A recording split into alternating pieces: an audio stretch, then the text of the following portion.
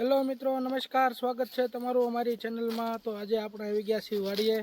તો આજે આપણે બનાવવાનું છે રીંગણા કટકીનું શાક. તો ચાલો આપણે તમને રેસીપી બતાવીએ. તો મિત્રો જો આપણી દેશી નાની નાની ટમેટી છે, આપણે તોડી લેવી.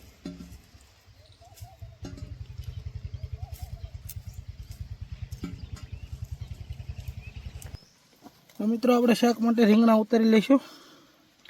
બધા દેશી રીંગણા છે, આપણે ઘરના વાડીના.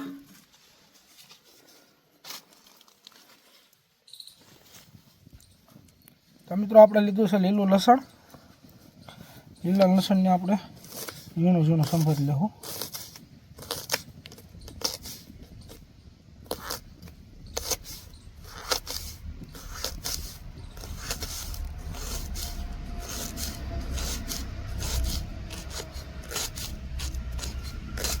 આવી રીતનું ઝીણું ઝીણું આપણે સંભાળી લેવું લીલું લસણ. તો મિત્રો આપણે લીલા ધાણા કાપી લેવું.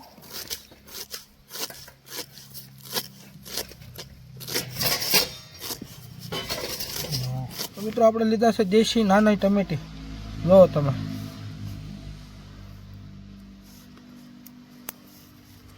હવે આપણે આને બે ભાગ કરી નાખશું એવી રીતના.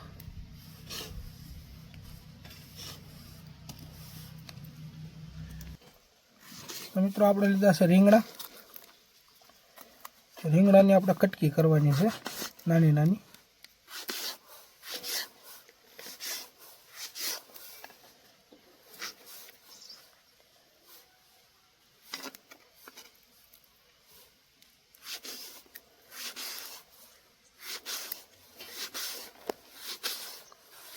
આવી રીતનું આપણે રીંગણાની કટકી કરી લેવું. મિત્રો આપણે લીધા છે રીંગણાની કટકી કરી લીધી છે. નાના ટમેટા લીધા છે દેશી, લીલું લસણ છે અને લીલા ધાણા છે. તો ચાલો આપણે શાક બનાવીએ. મિત્રો આપણે ચૂલો ચાલુ થઈ ગયો છે. શાક બનાવવા આપણે લઈ લીધો છે પાટીઓ. આપણે લઈ લેવું થોડુંક તેલ શાક વઘાર માટે. મિત્રો આપણું તેલ આવી ગયું છે. આપણે નાખી દઈશું રાઈ.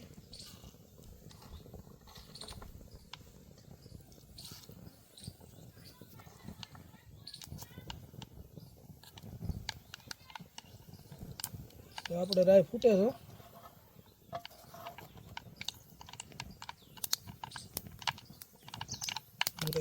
તો મિત્રો આપણે નાખી દઈશું રાઈ ફૂટી ગઈ છે જીરું. 2 ચમચી આપણે આખું જીરું નાખશું. 1 ચમચી હિંગ નાખશું. આપણે ઝીણે કાપેલા રીંગણા નાખી દેવું.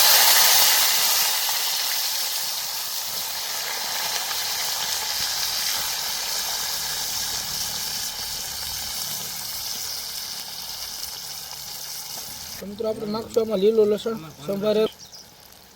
લીલું લસણ આપણે નાખ્યું છે, ઝીણું સંભારેલું હતું.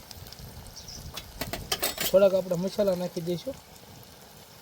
આપણે નાખશું 1.5 ચમચી મીઠું સ્વાદ અનુસાર. 1 ચમચી ધાણા જીરું પાવડર. 1/2 ચમચી હળદર. 2 ચમચી લાલ મરચું.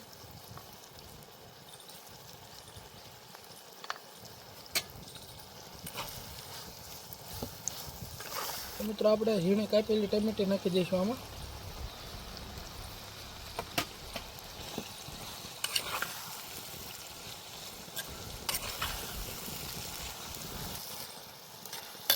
તો મિત્રો હવે આપણે પાણી નાખી દઈશું અને પાણી નાખી અને શાકને સડવા દઈશું.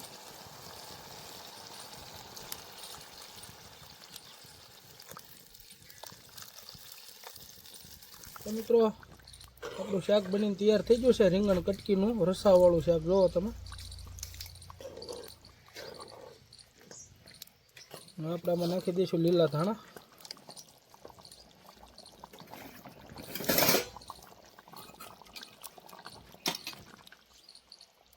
હવે આપણે આને નીચે ઉતારી લઈએ. મિત્રો આપણું શાક રેડી છે. રોટલી લીધી છે, દહીં છે, સલાડ છે.